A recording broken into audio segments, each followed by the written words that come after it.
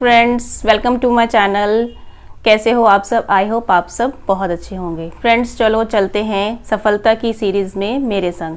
Friends, सफलता की और सीरीज़ में आज मैं आपको सुनाने वाली हूँ महाभारत से रिलेटेड एक छोटा सा इंसिडेंट। जब महाभारत ख़त्म हो चुका था, उन्होंने अपना जीवन काल पूरा कर लिया था पांडवों ने, और वो स्वर्ग की ओर चलने लगे थे। तो जब स्वर्ग के द्वार पर वहाँ पहुँचे थे तो चित्रगुप्त जी वहाँ उनके स्वागत के लिए खड़े थे। चित्रगुप्त जी ने जब देखा, सबसे पहले वहाँ पहुँचे थे युधिष्ठिर जी। युधिष्ठिर जी के जब पहुँचने पे उन्होंने चित्रगुप्त जी से पूछा कि मैं अकेला यहाँ पे आया हूँ द्वार पर, बाकी मेरे जो भाई हैं वो कहाँ पे रह गए? तो वो कह रहे हैं कि आपके जो भाई हैं वो यहाँ पे नहीं आए हैं क्योंकि उनके कर्मों में नर्क लिखा था, तो वो नर्क में चले गए। अब युधिष्ठिर जी इस बात से बहुत परेशान हो गए कि मैं यहाँ पे कैसे रह सकता हूँ, स्वर्ग भोग सकता हूँ, स्वर्ग के सुखों को भोग सकता हूँ, जबकि मेरे भाइयों ने, जिन्होंने मेरे कारण झूठ बोला या सच बोला या युद्ध किया या कि कोई भी गलत काम किया, वो मेरे कारण किया उन्होंने। क्यों? क्योंकि मैं राजा था और मेरे कारण उन्होंने सारे काम किए थे। जब वो नरक भोग रहे हैं तो मैं कैसे स्वर्ग के यहाँ पे सुख भोग सकता हूँ? यही सोच के उन्होंने चित्रगुप्त जी को कहा कि मैं यहाँ पे नहीं रह सकता, मैं यहाँ से जाऊँगा जहाँ मेरे क्या है, सारे भ्राता हैं, यानी कि सारे पांडव मेरे भाई हैं, मैं वहीं पे जाऊंगा उनके पास नरक में। अब चित्रगुप्त जी कहने लगे, नहीं, आप नहीं जा सकते।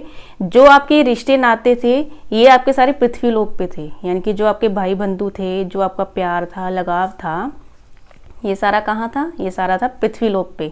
लेकिन अब आप कहाँ आ गए हो? अब आप स्वर्गलोक पे आ गए हो। आपके कर्मों के अनुसार आपको स्वर्ग मिला है, और आपके जो भ्राता थे, उस सारे भाई थे, उन सबको अपने कर्मों के अनुसार नर्क मिला है। लेकिन युधिष्ठिर जी का मन नहीं मान रहा था। वो कह रहे नहीं, जब वो सारे वहाँ पे हैं तो मैं भी वहाँ पे जाऊँगा।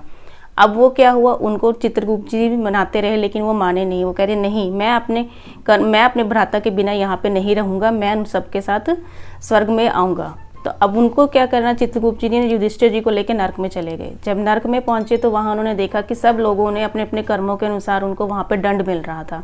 उन्होंने सारी जगह ढूंढा नर्क में, पर उनको अपना भाई नहीं मिला।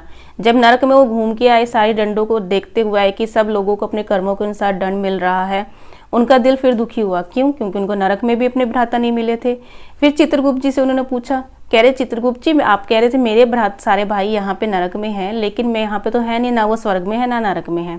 तो चित्रगुप्त जी प्रसन्न हुए और उनकी ओर देखने लगे। तो कहने लगे कि आप प्रसन्न किस बात पे हो रहे हो? तो वो कह रहे कि आपने एक छोटा सा झूठ बोला था जब महाभारत का युद्ध हुआ था। आपके उस छोटे से झूठ की वजह से आज आपको ये छोटा सा दंड मिला था, जो आप नरक में यहाँ पे घूमने आए हो। ये सिर्फ आपका छोटा सा दंड था जो आपने भोग लिया। अब आपके कर्म सारे खत्म हो गए बुरे, और अब आपके अच्छे कर्म रह गए हैं, और अब आप सब स्वर्ग में जाओगे। जब वो स्वर्ग में पहुंचे युधिष्ठिर वापस, तो उनको सारे भाई वहां पे मिले और वो सब वहीं पे रहने लगे।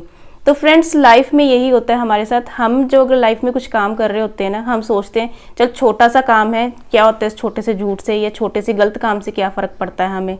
तो इस चीज़ का भी फ़र्क पड़ता है हमारी लाइफ में। वो हमारा रिफ्लेक्ट होकर हमारी लाइफ में वापस हमें ज़रूर मिलता है।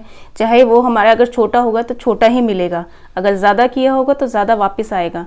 तो लाइफ में अपने काम हमेशा कर्म यानी कि ऐसे रखिए कि जिससे हमें अच्छे, जो हम करेंगे ना वही वापस हमें मिले। यानी कि अच्छे करेंगे तो हमें अच्छे वापस मिलेंगे, और अगर हम बुरे करेंगे तो हमें बुरे वापस मिलेंगे।